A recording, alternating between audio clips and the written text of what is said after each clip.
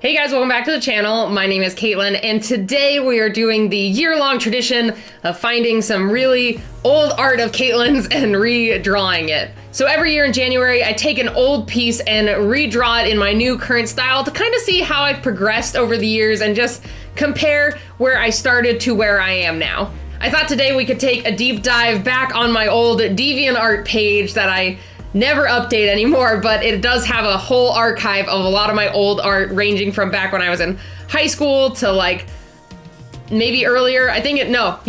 Probably back up till like 7th grade or something. It's been a while, but there's a lot of old art on there, but there's a lot of fun and creative things on there too. All right, so here is my old DeviantArt page. We have a lot of different pieces of art on here, ranging from like early creature designs to like some of my early stuff with like Jade Dragon, which was my manga series that I was developing back in the day. And I mean, there's some still pretty fun stuff. Holy crap, there's a lot of Jade Dragon updates. So after getting past all of this Jade Dragon stuff and all the pages from my old manga, we do have some earlier like character designs and creature designs and just a lot of early art of mine. I know I also used to do like commissions and like caravans when like I had a certain number of page views. If someone got a screenshot, they'd get a drawing from me. That was this one. This one was an old commission. This one was like some Arizona iced tea contest that I entered. What year is this from? 2012. So it's been a little while, but there's some really fun old pieces on here. And for sure, I think this time around, I think I'm gonna aim for a creature. So let's look through. Oh, I know what we'll do today. This guy was for a contest. I was super proud of him. It was for the Rift Create a Colossus contest, and I really liked his design, but he obviously did not win. But yeah, you can just kind of see basically my early love of designing creatures and combining them with things. This is from 2011, so let's see, it's 2019. This year I'm gonna be, here's my age for anyone who's curious, I'm gonna be 27 this year. So this was when I was like 19, yeah? 8 years ago? I can do math. So yeah, this is back from my freshman year of college. So I was about 18 at the time, like 18, 19. And yeah, this was when I really started getting into doing more creature art. I think for sure in college was when I really liked monsters. I did them up until then anyway, like I do dragons and dinosaurs all the time, but I think this was when I really started getting into like mashing creatures together. So you know what, let's go ahead and take this guy and let's redesign him. Basically, we're gonna keep the same general aesthetic. I might move a couple things here and there, add some extra features, but we're gonna keep the same general design and just redraw him in my current style. So let's go ahead and jump in and get that started. Well, that was fun going down memory lane. I always have kind of a mixed feeling about going through my DeviantArt. As some of you might know, like even if you're a younger artist, you sometimes look back at your old art and can't help but cringe just based off of, you know, where you are now, and then kind of looking back and, you know, being like, man, back in the day I was trying to be so edgy. That's what I always think of when I look at my DeviantArt. And if you guys want to go check it out, it's under the same username as everything I go under. If you want to go under Katelyn McCaigue on DeviantArt, you're welcome to look through all my old stuff and just kind of see where I've progressed over the years, because man, it has been a long time since I started posting on DeviantArt, and a lot has changed over the years, but like between my art, my personality, who I am, how I talk online, everything has really changed. And I think I've grown and like, I guess grown up too quite a bit since my DeviantArt days.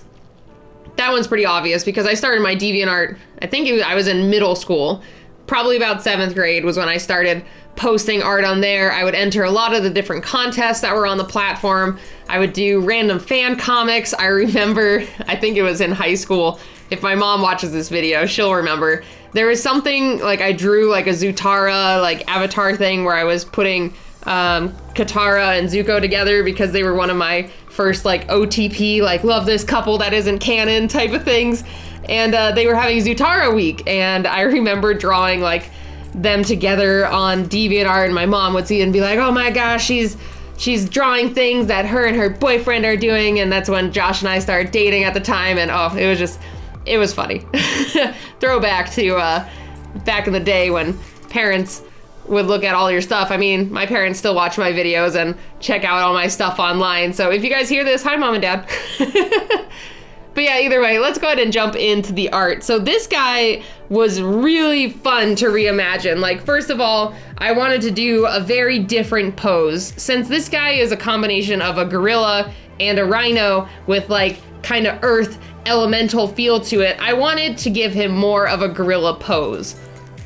The original one I had was kind of a combo of me thinking, you know, gorillas tend to walk on all four legs and are quadrupeds, while gorillas can be quad or bipedal. And I mostly based it off of, I guess, the easy profile that I could do back in the day.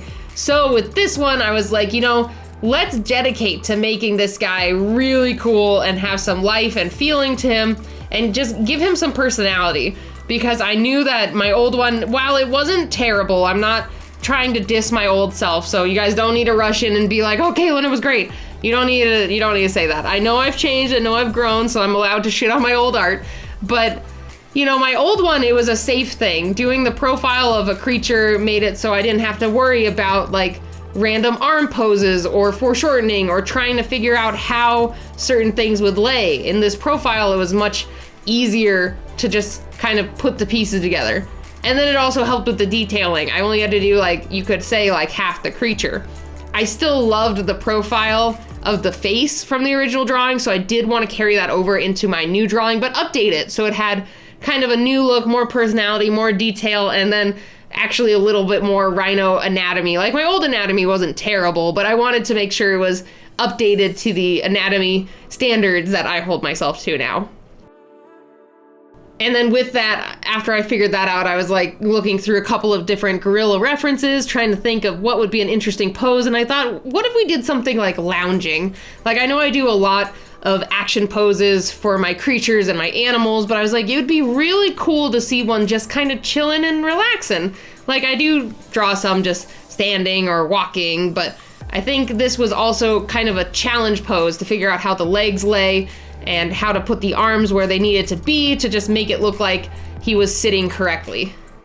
So then with the pose overall figured out and kind of laid in, I did go in later with my sketch and do some more detailing so I could figure out where I wanted all these like vines and branches and roots and mushrooms and rocks and like all the little details that were on the original design. I need to figure out where they would sit on the overall character after I got the main skeletal in. So then with that all laid in, jumped in and started doing the line art. And this was probably the longest part of the process. I absolutely love doing line art, so I just kind of got lost in this. But there was so much detail on this guy, and I knew I wanted to keep him very detailed because even my old piece, like I would have to say, was probably one of the more detailed things that I've done like in the past.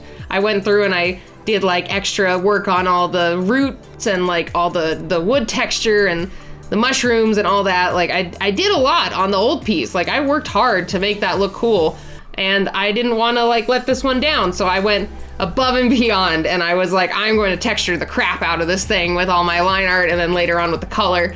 So I made sure to add a lot of the aspects from the old one into this new one and to kind of extra texturize them up and make them look really cool. One thing that I did not carry over from the old one to this new one was in between the segments of, I guess the body segments or the plating of the wood. In some parts they had like one random big root vine that made it look like they were connecting it. I tried figuring them out in the sketch and I didn't really like how it looked in this pose. Like I could have probably figured out how to put the weird vine root connectors in, but it wasn't looking right. So I decided to omit those, at least from this drawing. I mean, he could eventually have them if I like redesigned him from a similar pose or like another angle, but at least for this one, I was like, it didn't feel right. It didn't look right. So I decided to omit this, but you know, I kept almost all the aspects from the original one. We have the same places where the rocks are and the grass and the mushrooms. Like I just added a couple more or just a little bit extra detailing on the different parts, but I overall kept it very similar to the old one, or at least I tried to.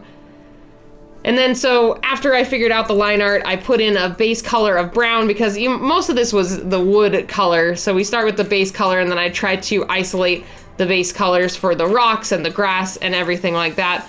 And I just kind of cut loose and had a lot of fun texturizing this guy, because this was an opportunity for me to try to texturize like rocks and grass and other things. Because I mean, I do that, I would say, pretty frequently, but not as much as I probably want to practice it. So I took this opportunity to kind of try a couple new techniques in terms of my coloring. It's very similar to what I do already. So if I like explained it, it's not gonna be like mind-blowing, because I use the same type of brushes and things, but I tried to figure out how to color it just a little bit differently.